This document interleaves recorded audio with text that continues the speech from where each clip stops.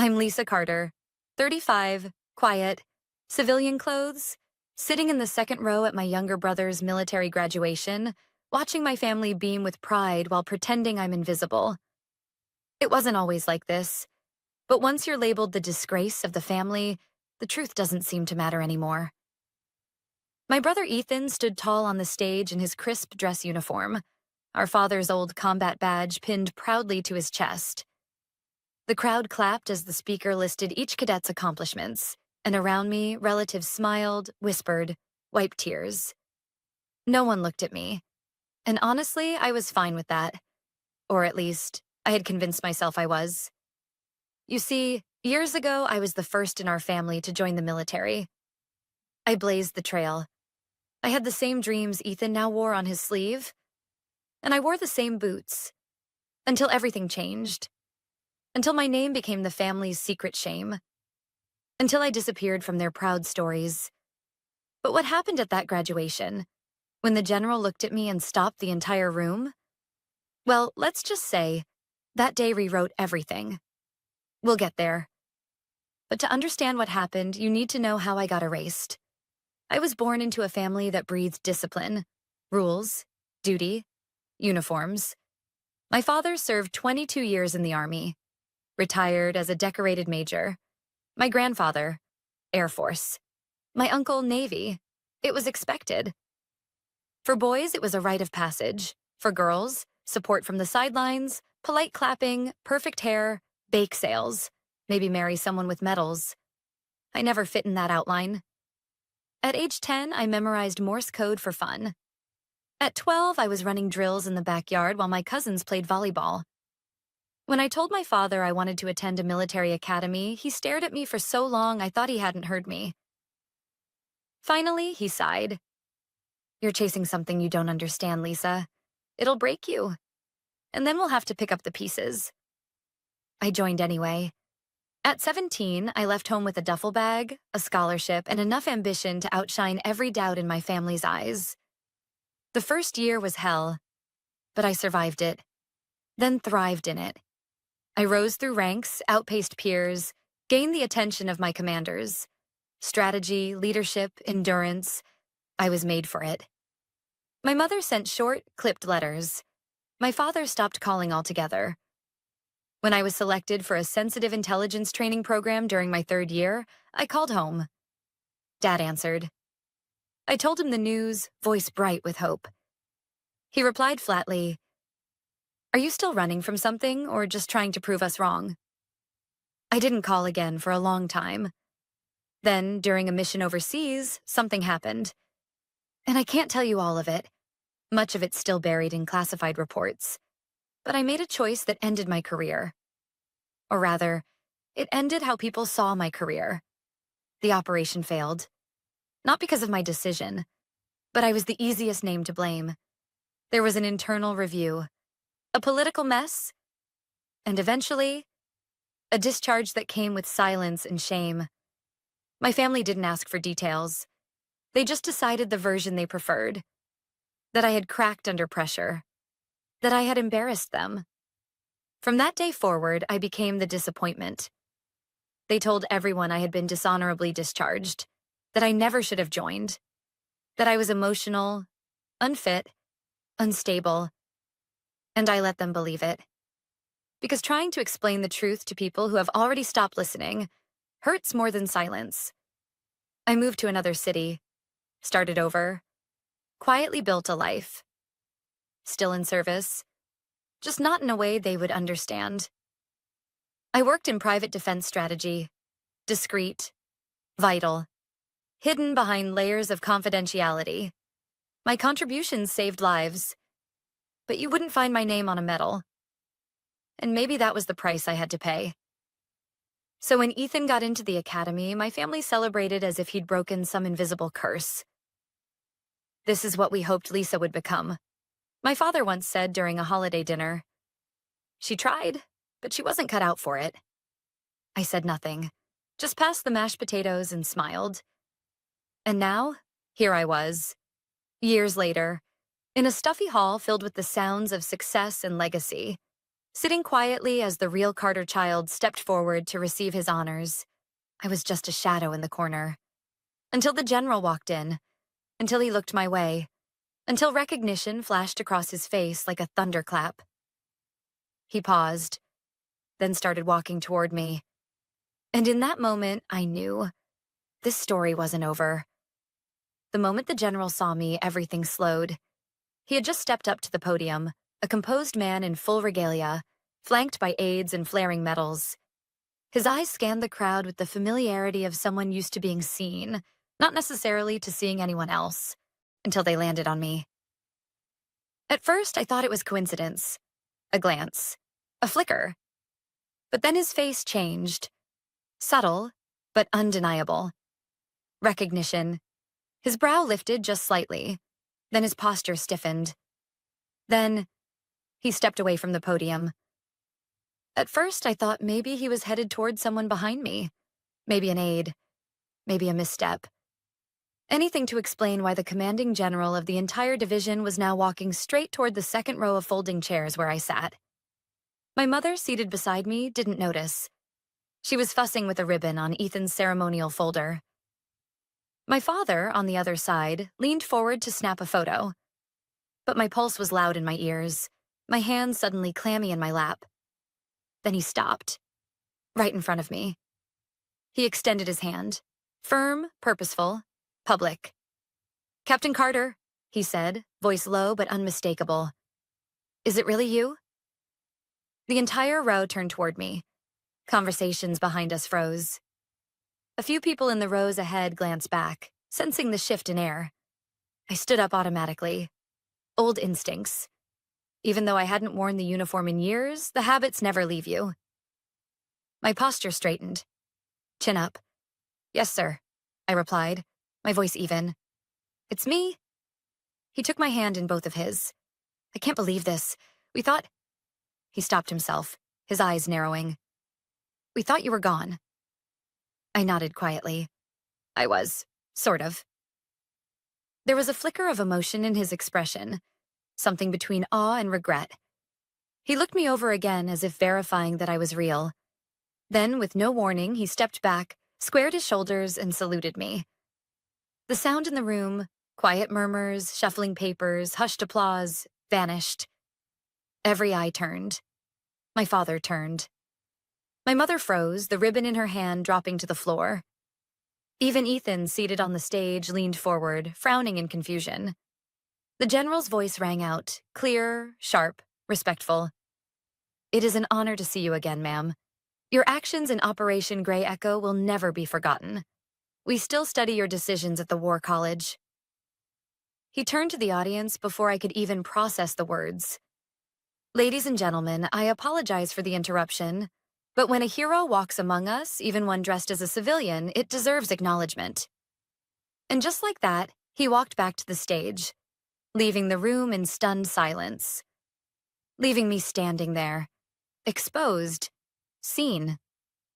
The last time my family looked at me that way, I was 17, leaving home for the academy. But this time, it wasn't pride. It was confusion, dissonance, disbelief. My father stood up slowly, his mouth slightly open.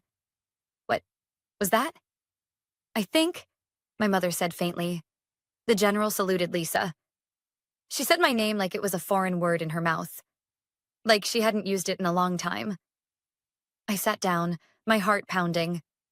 My father turned to me. "Operation—" "What?" I stayed quiet, let the general's words hang in the air. Let them do the work I had spent years trying to avoid. "Lisa?" my mother said again, softer now.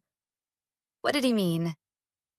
"He meant," I replied, keeping my eyes forward, "that the version of me you've been telling everyone about doesn't exist." The rest of the ceremony passed in a blur. Applause resumed, but it sounded distant.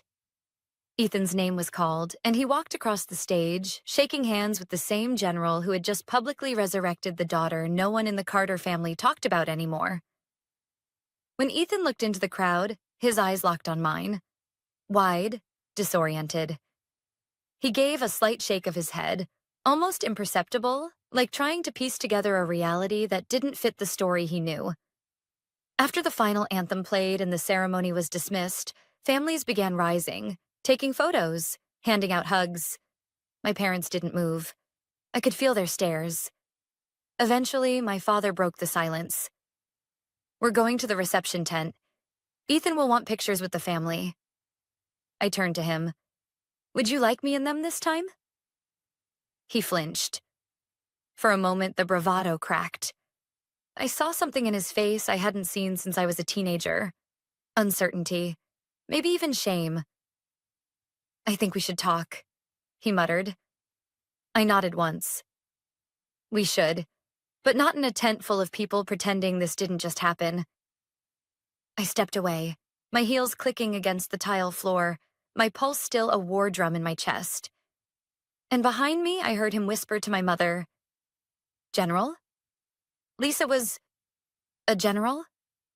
To which my mother answered, "I don't think she's the disgrace anymore." I left the ceremony hall before the reception began. Not because I didn't want to celebrate Ethan, he'd earned his day, but because I knew what was coming next. Questions, assumptions, discomfort. And I didn't want to answer any of it under a plastic tent with strangers and lemonade. Instead, I walked toward the outer grounds of the base, where a quiet garden overlooked the training fields. It used to be my favorite spot when I trained here over a decade ago. Funny how life circles back. I hadn't been sitting there long when I heard footsteps behind me. I didn't turn around. "Lisa." It was my father's voice. Tight. Unreadable. He sounded like a man who'd just seen a ghost and wasn't sure if he wanted it to stay. I waited. He stepped beside the bench, standing stiffly like he didn't know whether to sit or salute. "You should have told us." My laugh came sharp and unexpected. "When? Before or after you called me an embarrassment in front of the family 2 Christmases ago?" "That's not fair." "No, Dad." I cut in, looking up at him now. "What's not fair is rewriting my entire life based on one incomplete rumor and never once asking me for the truth." He looked away, jaw clenched. "We thought you quit." "You thought I failed," I corrected. "And that story was easier for you than the truth." The silence between us was thick. Years of it, really. We'd had this conversation 100 times, just never out loud. "Why didn't you defend yourself?" he asked finally. "Why not tell us the truth?" "Because every time I tried to share even a small win, it got brushed aside," I said. "You all needed me to be the cautionary tale so Ethan could be the redemption story." He frowned. "That's not true." "Isn't it?" I asked quietly. "You told people I cracked under pressure, that I couldn't handle combat, that I walked away from duty, and you never once asked what really happened in Kandahar." His eyes darted toward me. "That's where it was? Kandahar?" I nodded once. "And the general mentioned Grey Echo?" I studied his face. The name clearly meant something to him. He was in command long enough to understand that kind of operation didn't get casually referenced. "What happened?" he asked, his voice lower now. I sighed, crossing my arms over my lap. "I can't give you everything. Much of it's still redacted. But here's what I can tell you. The mission went sideways. A civilian convoy entered the zone without clearance. My superior ordered us to stand down and wait for confirmation. I saw the IEDs being prepped on the ridge. I gave the order to redirect and engage."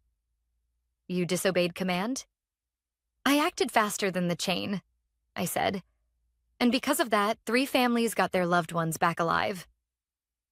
My father said nothing. "But the official report didn't like what it meant," I continued.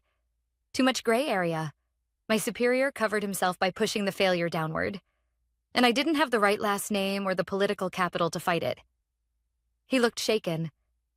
"They discharged you." "Not dishonorably," I clarified, "but quietly. No ceremony, no recognition. Just a thick envelope and a whispered thanks." "And the general today?" "He was part of a separate investigation team, years later. He found my report, dug into the telemetry logs. Turns out my call was correct. So he tracked me down, privately, and asked me to consult on strategy. That was 5 years ago. My father sat heavily on the bench beside me, the weight of it all finally settling in. And you never said anything? What would have been the point? I asked. You'd already decided I was a disgrace, and the truth wouldn't have fit that narrative. He rubbed a hand over his face, his voice quiet. I'm sorry. It didn't fix anything. Not immediately, but it was the first honest sentence I'd heard from him in years. Why did you believe it so easily? I asked. That I failed? He looked down at his hands. Because I didn't understand how someone like you fit into this world, and I didn't try hard enough to find out. A long pause. Then I said, You were proud of Ethan today. Of course, he replied. You ever think I might have deserved that same pride once? His eyes met mine, and something cracked there. Something hard and old. Yes, he said, but I couldn't see it. Not until today. We sat in silence after that. No more words, just the heavy, complicated quiet between two people who finally started telling the truth. And behind us, I heard a second set of footsteps. Stephanie, my younger cousin, my father's golden child after Ethan, and the one who once told me at a family barbecue, Don't worry, Lisa. Not everyone is meant to wear the uniform with honor. She looked at me now, a little pale, a little unsure. You're really a general? She asked. I met her eyes. I was. Now I lead strategic operations for civilian military response units. Stephanie blinked. Then, softly, almost reluctantly, I think I owe you an apology. Later that evening, I stood by the long banquet table in the reception tent, watching Ethan shake hands and pose for pictures. He was doing everything right. Confident, poised, proud. He looked good in the uniform. He always had. But my mind wasn't on him. It was still echoing with the words from earlier. I didn't understand how someone like you fit into this world. My father's words. Honest, ugly, long overdue. I sipped ginger ale from a plastic cup, still in the same civilian dress I'd worn that morning. I didn't need a uniform today. The damage had already been done. And undone. Across the room, I saw Stephanie with a few cousins, whispering, glancing in my direction. Not with malice, exactly. With uncertainty. Like they didn't know how to place me now that the narrative had cracked open. Let me explain something. For 10 years, my family told stories about me. At reunions, weddings, Sunday dinners. Little asides wrapped in fake concern. Carefully curated myths passed down until even they forgot what was true and what wasn't. Lisa couldn't handle pressure. She didn't last long. She had a breakdown during training. They offered her a desk job to save face. She won't talk about it because she's ashamed. But the truth? I didn't talk about it because they never asked. Not once. I had sat through years of those stories, smiling tightly, redirecting conversations, pretending not to hear the disappointment when someone said my name. Once, at my cousin Andrew's engagement party, my own aunt leaned over and whispered, Lisa, sweetie, you really should think about going back to school.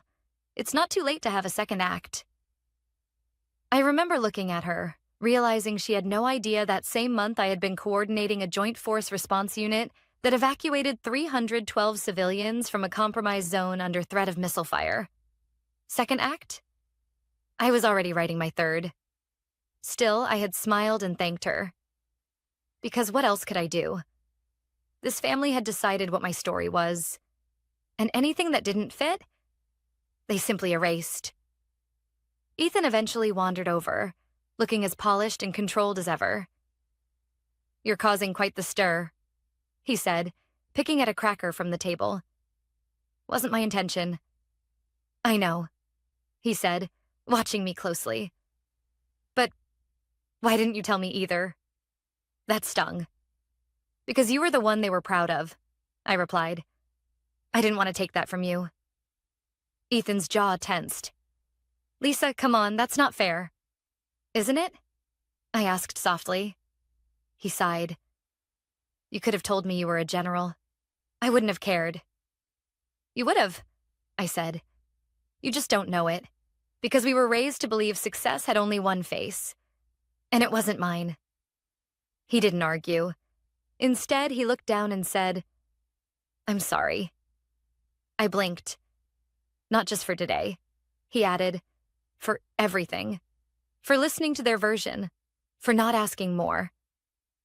That moment, just that small sliver of vulnerability, was more than I had ever expected from him. And it unraveled something I didn't even realize I'd been holding on to. Thanks, I said. That means something. Then he hesitated. So, what do we do now? I looked around the room, at our relatives, at our father standing stiffly near the dessert table, pretending not to glance at me every 30 seconds, at our mother laughing too loudly with family friends to fill the cracks in the day. I turned back to Ethan. Now, I said. Now, we let them sit with the truth for a while. He nodded, then smiled slightly. You know what the general said to me backstage? What?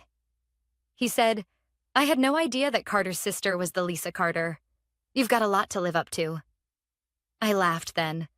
Really laughed. And Ethan did too. It was the first real laugh we'd shared in years. Maybe ever. As the night went on, people began to approach me. A second cousin here, an old neighbor there. Little comments, awkward compliments. And through it all, I said as little as possible. Not to be rude. But because it wasn't my job to correct them anymore. I had spent years trying to shrink myself to fit into their version of me. I wasn't going to do that again. If they wanted to understand who I really was, they would have to come find me in the full truth of who I'd become. And for the first time in a long, long time, I was okay with that. The next morning, my phone buzzed just after 7 a.m. Dad. I stared at the screen for a long second, thumb hovering. He never called me this early, or at all. After a beat, I answered. Hi. His voice was rough with sleep and something else. Hesitation. Can you come by the house before you head back? Now? I think we should talk. I agreed, cautiously. Something in his voice wasn't hard like usual. It was brittle. When I arrived, the house looked exactly the same as it had for the past 20 years. The same eagle statue on the porch. The faded American flag above the garage. But something felt different. Like the walls themselves were holding their breath. He met me at the door. For a moment, we both just stood there. Then he stepped aside. Come in. Inside, my mother was already seated in the living room, tea in hand. Stephanie was beside her, unusually quiet. Ethan stood near the fireplace, hands in his pockets, eyes flicking between all of us. I sat across from them and waited. My father cleared his throat. Last night, I did a lot of thinking. I raised an eyebrow. That's a first. He gave a faint smile. Tight, but genuine. I deserved that. He sat down slowly, then looked at me. I realized something. Somewhere along the way, we stopped seeing you. Not just who you became, but who you always were. Silence. I didn't know how to raise a daughter like you. He continued. You didn't want what we expected. You didn't follow the script. I wasn't supposed to, I said quietly. I wasn't written into it. He nodded, exhaling. I think we convinced ourselves you had failed because the alternative, admitting we never really knew you, was harder to face. My mother spoke next. Her voice was softer, trembling around the edges. I remember the day your academy letter came, she said. You were so excited. I told myself I was worried for you. But the truth was, I didn't understand how to support a daughter whose dreams scared me. I didn't know what to say to that. Not yet. Stephanie leaned forward, elbows on her knees. I should have asked more. I should have listened. I thought if you weren't telling us about your work, it meant you didn't have anything to share. I never imagined it was the opposite. My jaw tightened. You didn't want to imagine it, I said. Because then you'd have to confront the way you talked about me all those years. That hung in the room. I hadn't planned to say it. But it was true. My father swallowed. We owe you an apology. You do, I replied. But I'm not here just for an apology. He looked up, confused. Then what do you want?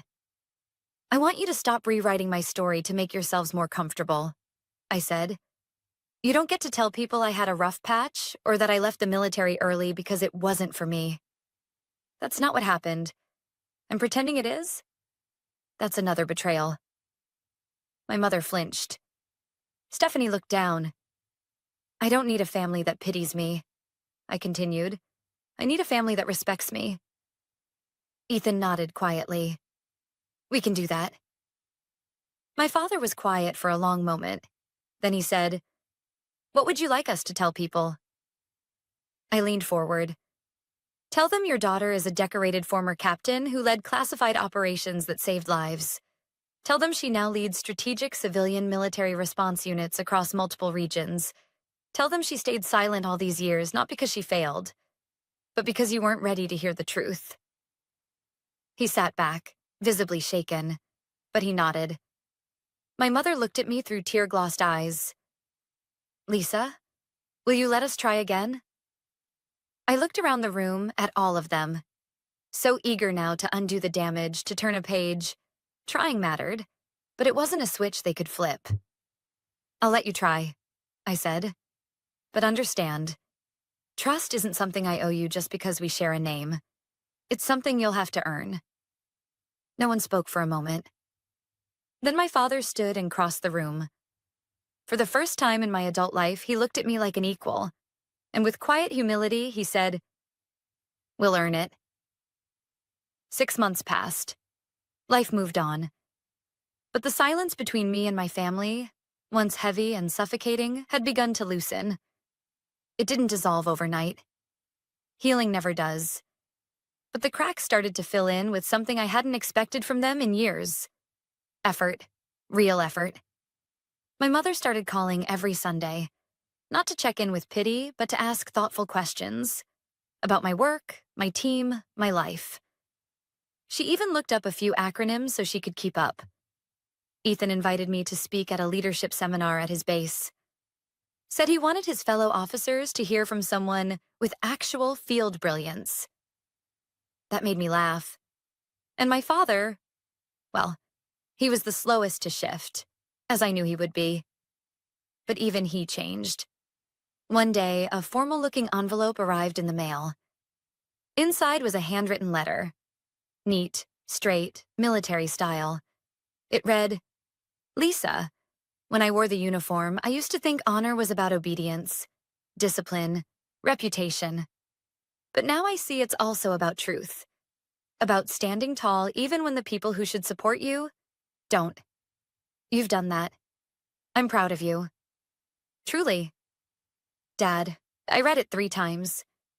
And for the first time in 2 decades, I cried. Not because I needed his validation. By now, I had long since learned to live without it. But because, for once, it was offered freely. No strings. No conditions. Just truth. It was the final confirmation I didn't even realize I'd been waiting for. Then came the next invitation. Ethan was being honored again. A promotion ceremony this time. But this one was different. This time, he asked me to pin his new rank. You were the first person who made me want to lead, he said when he called. Even when I didn't understand it. The ceremony was smaller, less fanfare. But the moment I stepped onto that stage to pin my brother's insignia, the silence in the room told me everything. They saw me now, not as a shadow, not as a secret, but as someone who belonged. Afterward, as we stood in line for coffee in the base canteen, a young cadet approached me. Nervous, barely out of school. Excuse me, ma'am. General Carter, right? I smiled. Not anymore. I stepped back from that post. But yes, I'm Lisa. He looked relieved. We studied your case in command ethics. Gray Echo. I just wanted to say, thank you. That decision saved lives. For a moment, I was 27 again, standing in a cold, sand-covered command tent with a radio in one hand and the weight of human lives in the other. I had made the right call, even when no one saw it at the time. "Thank you," I told him. "That means more than you know." He saluted, and this time I returned it without hesitation. As I turned back toward the table, I noticed my father watching from across the room. He saw the exchange. He saw the salute. And this time, he smiled. Not a forced, performative smile, but the kind you give when you're proud of someone you never quite understood, until you finally did. This, I thought, was what truth does. It endures, even when buried beneath decades of denial. Later that evening, our family gathered in a small restaurant near the base. Nothing fancy, just good food, warm light, and laughter that wasn't forced. At one point, Stephanie raised a toast. "To Lisa," she said, her glass lifted, "who proved that sometimes the strongest voice is the one that doesn't need to shout." Everyone raised their glasses, and I felt it, not just the recognition, but the peace. The quiet kind. The kind that comes not from winning a battle, but from refusing to surrender who you are, even when everyone around you tries to rewrite your story. You asked what happened when the general walked over and saluted me at my brother's graduation? That was the moment everything shifted. The moment silence broke. The moment the story they had written about me was ripped wide open and replaced with the truth. And not just for them, but for me. Because while they had spent years telling everyone I was a disgrace, I had spent years becoming someone I could be proud of, even if no one else ever noticed. Turns out that was enough all along. And maybe, just maybe, that's what honor really means.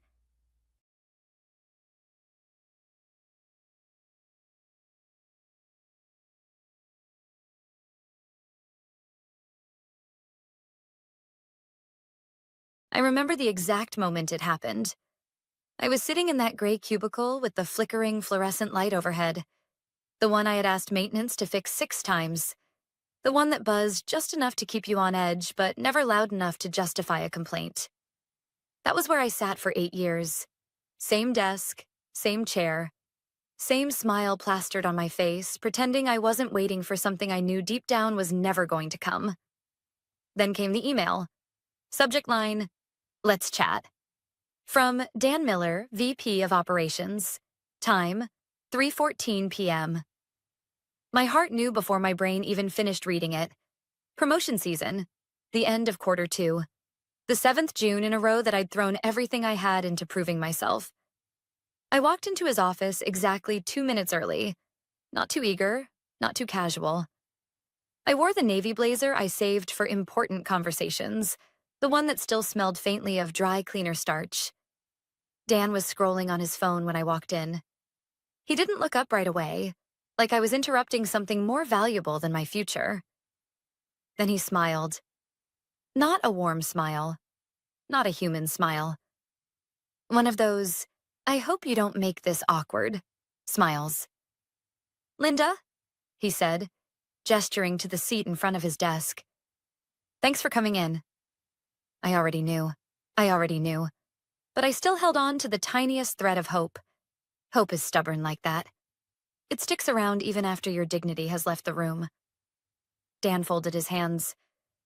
"So, we've completed our internal reviews, and while your performance has been really solid, the leadership team has decided to go in a slightly different direction this cycle." I blinked. "Again?" He leaned back, sighed like this was hard for him. "You're doing great work, Linda. I mean that. Keep trying. Maybe next time." Maybe next time. That was the 13th time Dan, or someone above him, had said some version of those words to me. 13 times I had watched someone else get promoted. 13 times I had smiled and said, "I understand," even when I didn't. I nodded like I had a choice. "Thanks for the feedback," I managed to say. What I didn't say was that I had trained 4 of the people who now had titles above mine. That I had carried entire project teams when their leaders disappeared. that I hadn't taken a real vacation in almost 3 years. I walked back to my desk like I wasn't falling apart inside. That night, I sat in my car in the company parking lot, staring at the dashboard for over an hour. It was raining, of course.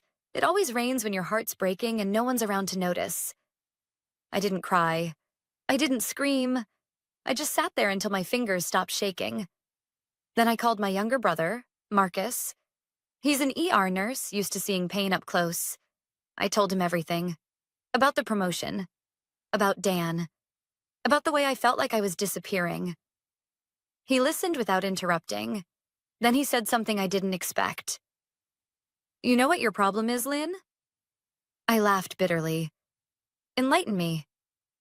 "You keep showing loyalty to people who wouldn't notice if you dropped dead at your desk. It's like you're trying to win a game where they've hidden the finish line." I didn't say anything. 13 times? He said again, softly. "Come on." That night, something shifted in me. Something permanent. I didn't decide to burn the place down. I didn't decide to sabotage anyone. That's not who I am. But I did decide something else. I would never let these people decide my value again. Not Dan. Not the company. Not the leadership team who only remembered my name when they needed something fixed. That was the night I began what I called the quiet exit. Not quitting. Not yet. But beginning the 6-month clock to build my way out instead of begging to be let in. The Monday after rejection, number 13, I walked into the office like nothing had changed. Same blazer, same coffee mug, same half smile as I passed Dan's door and nodded like we were still pretending to be cordial. But everything inside me had shifted, because this time I wasn't hoping to be seen. I was watching them instead. People think revenge is loud, but the most dangerous kind is the kind you never see coming. Mine started with a spreadsheet. I called it my quiet exit tracker. Simple, private, password protected. It had 4 tabs. Tab 1, assets. Everything I had ever built for the company. Templates, process guides, client retention strategies. All the things they took for granted. Tab 2, relationships. Not just internal teams, but clients. Names, contact info, decision makers who liked me, who trusted me, who called me instead of Dan when things got messy. Tab 3, gaps. All the systems I had quietly patched up over the years. Data integrity issues, vendor mishandlings, supply chain hiccups. The places where I was the fix, but no one ever credited me for it. And tab 4, leverage. This one took weeks to build. It was a map of how many systems ran because I made them run. Not because they were well designed, but because I was there, holding the seams together. This wasn't about being petty. It was about being prepared. I gave myself 6 months. That's how long I would keep playing the part. 6 months to quietly build my next chapter while Dan and company, had no idea what was coming. The first month was all about control. I stopped volunteering for every fire drill Dan's favorites created. I smiled, I nodded, I delivered. Without overextending. I began to document every major piece of work I did, but not in their systems. In mine, every solution, every workaround, every client concern I solved. Meanwhile, I updated my portfolio. Not a resume, a portfolio. A record of everything I'd done over the past 8 years that actually mattered.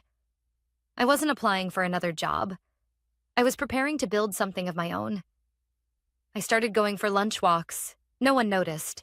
They just assumed I was on client calls. During those walks, I talked to people. Old colleagues who had left the company. Clients who had switched providers. People in the industry who had always told me, "You should be doing this on your own." I never said I was planning anything. I just listened, took notes, collected names. By the end of month 2, I had a network. Not huge, but strong.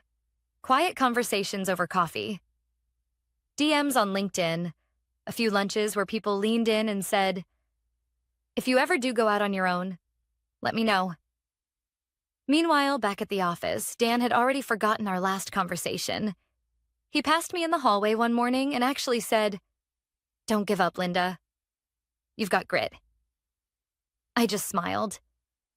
That same afternoon, he promoted Jason, the guy who took credit for one of my reports 3 months earlier. Number 14. I thought maybe I'd feel something, but I didn't. I just opened my tracker and added one more name to tab 4. People who were rewarded for my work. It was around this time I realized something strange. I was sleeping better. I wasn't obsessing over the next promotion cycle. I wasn't anxiously refreshing my inbox. I wasn't sitting in bed replaying conversations with Dan, wondering what I could have said differently. For the first time in years, I wasn't trying to impress anyone. I was just building my exit. It wasn't easy. I'd have moments, brief ones, where I'd start to doubt myself. Where I'd hear that little voice that said, "You're not a leader. You're a safe pair of hands. You're replaceable." But then I'd remember, if I was so replaceable, why did everything fall apart when I was out sick for 3 days last year? Why did clients email me, not Dan, when projects hit the fan? Why did I always end up cleaning up the messes? The only reason I hadn't left yet was because I thought loyalty would eventually earn me a place at the table. Spoiler, it never does. By the end of month 3, I had outlined my business plan. Consulting, niche, specific, high value. I knew where the gaps were in our industry. I knew how many clients were sick of firms like ours. I'd been on the calls. I'd heard the complaints. I wasn't just planning to leave. I was planning to solve a problem that Dan didn't even realize existed. And I wasn't doing it out of bitterness. I was doing it because I deserved better. They just didn't know yet that when I walked out the door, I'd be taking far more than a desk plant and my coffee mug with me. And the best part? They wouldn't even see it coming. By month 4, the office started changing. Not in any dramatic, visible way, but in subtle, almost imperceptible shifts. People started coming to me for answers before going to their actual supervisors. It started with Tara from finance. "Hey, Linda, quick question. Do you remember how we reconciled that vendor invoice loop last quarter? Jason said to wait for IT, but I fixed it in 10 minutes. Quietly. No credit asked. Then it was Sam from legal. Then Rachel from product. Then 3 different project managers from client delivery. It wasn't because I advertised myself as the go-to. It was because everyone knew who would actually get things done. And I made sure to note every single one of those moments in my quiet exit tracker. The dependencies were multiplying, and Dan had no clue. He was too busy planning a leadership offsite for quarter 3. I wasn't invited. Again, not that I expected to be. It was around this time that I also started getting emails from old clients. Soft pings. "Hey, Linda, long time. Can we hop on a quick call?" Or, "I heard you were the brains behind that last rollout. Got time for coffee?" I was careful. Never crossed any lines. I didn't sell anything. Didn't pitch. I just listened. Answered questions. Made myself helpful. Off the record. And here's the part they really didn't see coming. I started saying no. Not rudely. Not even directly. But subtly. Strategically. When Dan asked me to work late for the new onboarding schedule Jason had forgotten to implement, I said, "Happy to help, but I'll need a formal project brief first." When Kirsten, now a newly promoted client liaison, asked me to revise her pitch deck last minute, I replied, "Happy to review, but I have back-to-back deliverables today. Can you send it through official channels?" Translation: I'm not your fallback anymore. For the first time in 8 years, I had boundaries, and the weirdest part? People respected them. Or at least, they learned to adjust around them. By the middle of month 4, I had completed the second phase of my plan, my escape hatch. I registered my LLC, just a shell company on paper for now. LMC Strategies. I hired a freelance designer to create a minimalist logo. I set up a clean, professional landing page. No services listed, no contact info. Just a brand, just presence.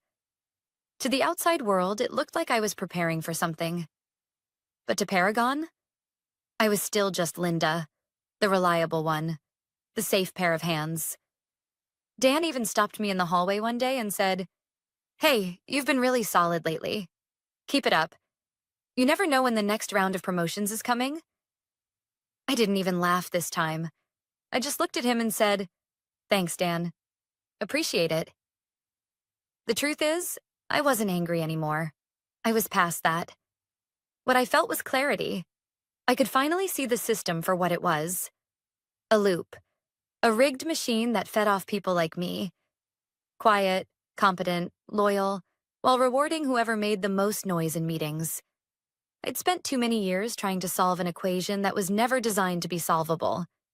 But now, I had leverage. Real leverage. And I hadn't even used it yet. Not once. I hadn't threatened to leave. I hadn't hinted at dissatisfaction. I hadn't made a scene or demanded anything. I had simply become essential and documented every thread that ran through me. Meanwhile, back at the office, the cracks were starting to show. Jason missed a vendor renewal deadline that cost the company $18,000. Kirsten submitted a client proposal with 3 incorrect data points and blamed the numbers team. A new junior hire had accidentally wiped a shared database because no one had bothered to onboard her properly. Dan's solution? Another meeting. Another leadership alignment session. Another chance to say vague things like, "We're evolving our org structure to support excellence." And me? I just kept smiling, nodding, solving, while quietly building something better on the side. By the time I hit month 5, my pipeline was real. 3 clients had expressed soft interest in working with me, if I ever decided to go out on my own. 2 of them had already asked for proposals. I hadn't sent them. Yet. Because this wasn't about desperation. This was about power, timing, control. And Dan, bless him, still had no idea. But he would. It started with a missed call from Meridian Systems. Dan didn't notice at first. Neither did Jason, or Kirsten, or anyone else sitting in that sleek glass conference room where people like me were never invited, unless they needed someone to take notes. But I noticed, because Meridian had never called the general support line before. They called me, every time. When I didn't answer that day, not because I was being vindictive, but because I was in a coffee meeting with someone much more important. They left a voicemail, one that made something inside me click. "Hey, Linda, just checking in. Noticed some changes in the reporting dashboard. It's not updating the way you set it up. We're kind of stuck. Can you take a quick look?" They said it casually, but I knew what that meant. They were circling, because when your clients are used to efficiency, any hiccup feels like a full-blown emergency. And I had built the dashboard from scratch. That night, I didn't open my work laptop. Instead, I opened a fresh document on my personal device. Client Transfer Protocol, a step-by-step breakdown of how I would onboard clients from my old life into my new one. Cleanly, ethically, and with airtight boundaries. Still, I wasn't ready to move. Not yet. Because the real impact of absence doesn't come the first time someone can't reach you. It comes the 3rd time, the 4th. The moment when they start wondering if you're gone for good. That moment came 2 weeks later. Heelbridge Technologies had a rollout planned for a Friday. I'd built their entire automation plan. Dan had assigned Jason to shadow me on the account. But Jason had never once joined a single call. Thursday afternoon, I handed over the final handoff notes like I always did. Jason nodded blankly, clearly planning to wing it. Friday morning at 9:12 a.m., my personal phone buzzed. Heelbridge CEO. Not a project manager. Not an assistant. The CEO. I didn't answer. A few minutes later, an email. Subject: urgent. "Hi, Linda. Not sure if you're on this project anymore, but things are breaking left and right. Jason says you were the architect. Can you please help?" I stared at the screen. I felt nothing. No panic, no guilt, no desperate need to jump in and save them like I always had. Just confirmation. It had started. The very structure they said I wasn't senior enough to be a part of was quietly falling without me. Later that day, Dan messaged me on Slack. Hey, quick cue. You around to jump on a call, RE? Heelbridge? Having some snags. Shouldn't take long. Snags, right. I didn't respond. Instead, I went back to the tracker. I added 2 columns. Calls missed and escalation level. By the end of the week, 9 missed calls from internal teams, 6 emails from clients, 3 Slack messages from Dan, 1 executive escalation directly from Heelbridge. And I still said nothing. I was still employed, still showing up, still smiling during Monday meetings, but I was done saving people who didn't know what they had until it was gone. That Friday, I submitted my resignation letter. No theatrics, no dramatic speech, just a clean, formal email. Dear Dan, after much consideration, I've decided to resign from my position at Paragon, effective 2 weeks from today. I'm grateful for the opportunities I've had here. Best, Linda. It took 14 minutes for Dan to call me. I didn't answer. 20 minutes after that, I got the second call. From HR. Still no response. Then came the email from Dan. Linda, can we please talk? Let's not make this harder than it needs to be. We can revisit your promotion track. Let's discuss options. Options? Like I hadn't waited for 13 rounds of options. I didn't reply. Because I already had my options. 3 clients had quietly confirmed their willingness to follow me. Each one more fed up with Paragon than the last. And the best part?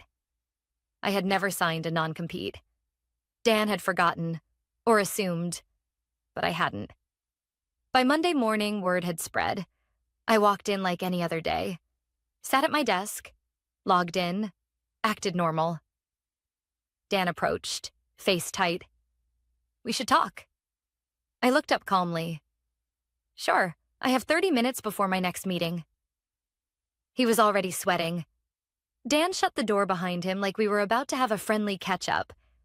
But I could already see it. The cracks behind his customer service grin, the desperation he was trying to suppress. He sat across from me, leaned forward, elbows on knees, like he was trying to be real with me for the first time in 8 years. Linda, he started. Look, I know you're upset. I tilted my head. Upset? He blinked. I mean, about the timing, the promotion situation. I get it. He didn't get it, not even close. I just want to understand, he said. Why now? I almost laughed, but instead I took a deep breath and gave him what he'd never given me. Honesty. Because after 13 rejections, I finally realized you're not going to change, I said quietly. And I stopped waiting for you to notice what I've done here. Dan ran a hand through his thinning hair, exhaling. Look, we can fix this. You've been invaluable lately. The leadership team agrees. Let's revisit the promotion. I'm thinking senior consultant. We can fast-track it. That would have worked. 2 years ago. Now? It felt insulting. I'm not staying, I said. Dan's face changed like someone had flipped a switch. Panic just barely restrained under politeness. You need to understand, he said, voice tightening. We're in the middle of 3 major rollouts. You're the point of contact for Meridian and Heelbridge. You walk out now, things fall apart. I said nothing. He stared at me like I'd failed to follow the script, like I was supposed to feel guilty. Grateful for the opportunity to be burned out and ignored. We can make it worth your while, he said, his voice softer. 15% raise, senior title, bigger accounts. I met his gaze and said the one thing I'd been holding for years. Dan, you don't get to value me now that I'm walking away. And just like that, the conversation ended.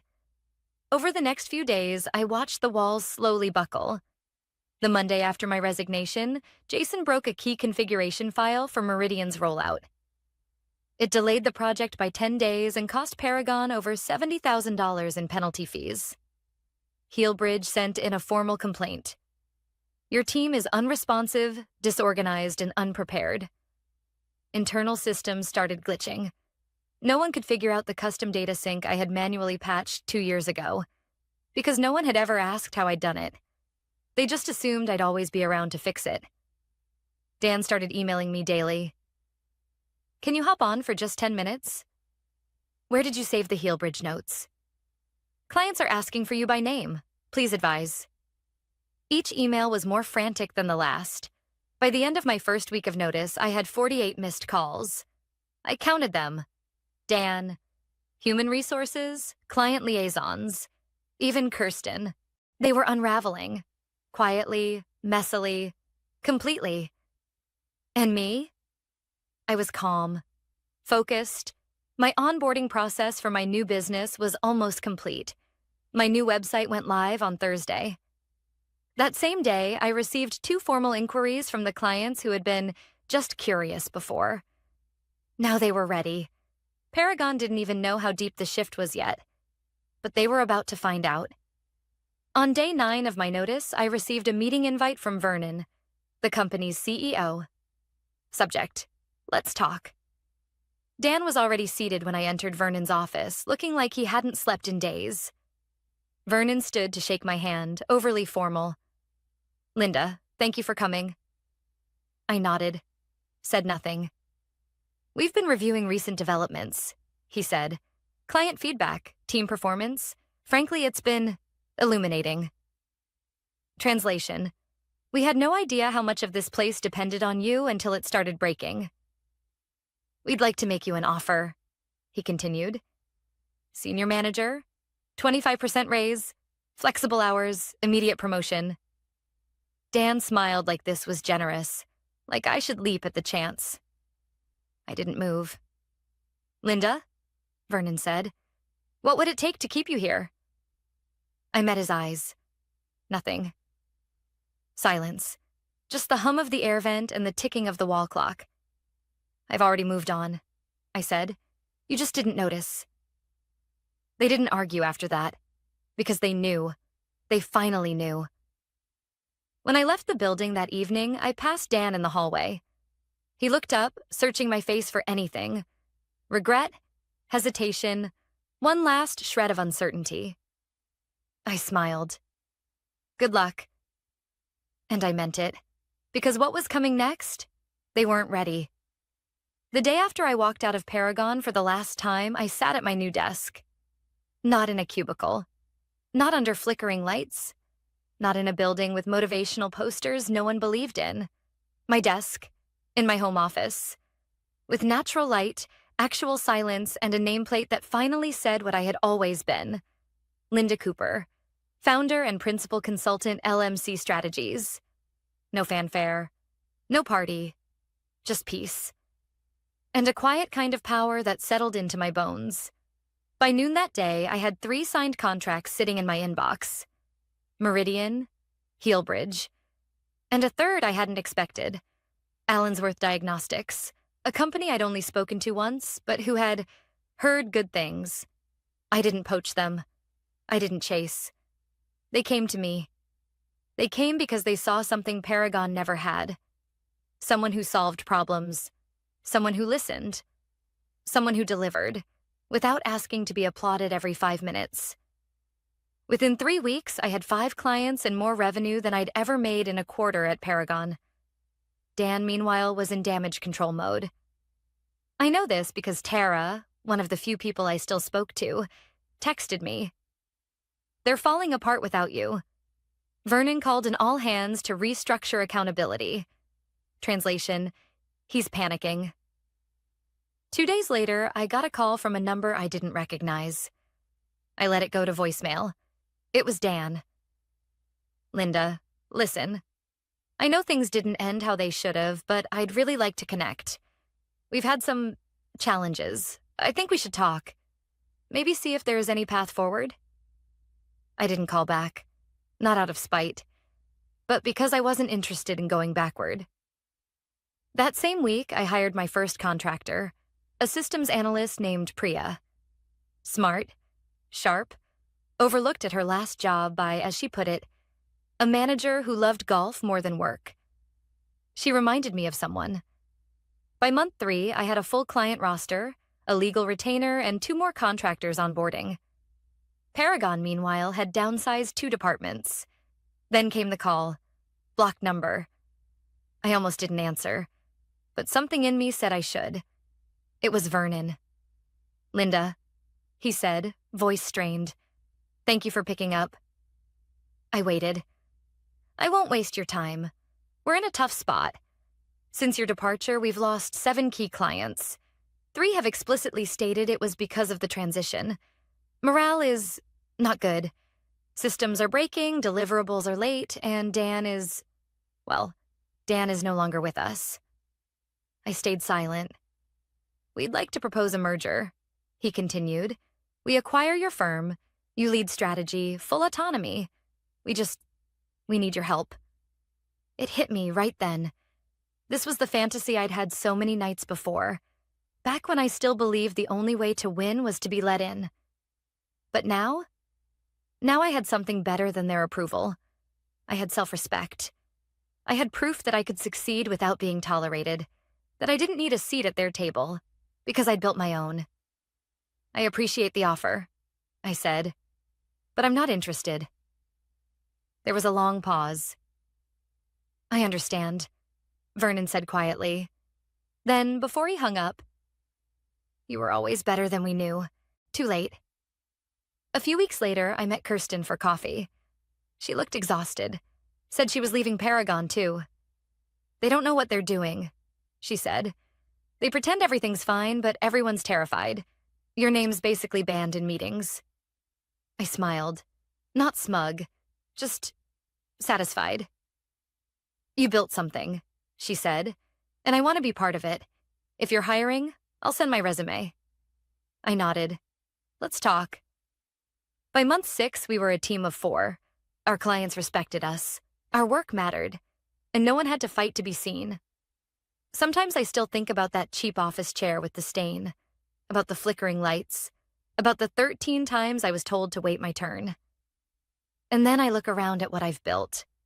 No corner cutting, no approval seeking, just clarity, purpose, and a quiet, steady kind of freedom.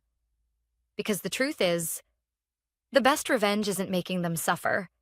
It's watching them realize they never mattered as much as they thought they did. It's knowing that after 13 rejections, I was never really rejected. I was being redirected to something that was mine, to a version of me who doesn't wait to be chosen.